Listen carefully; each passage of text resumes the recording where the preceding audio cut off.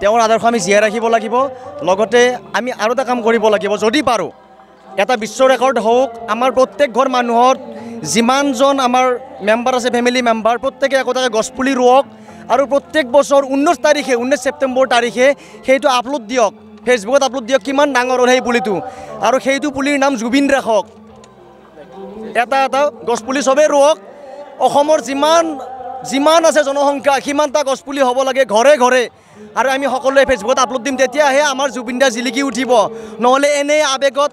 আমি অমুক ভাঙি তমুক বন্ধ দি লাভ নাই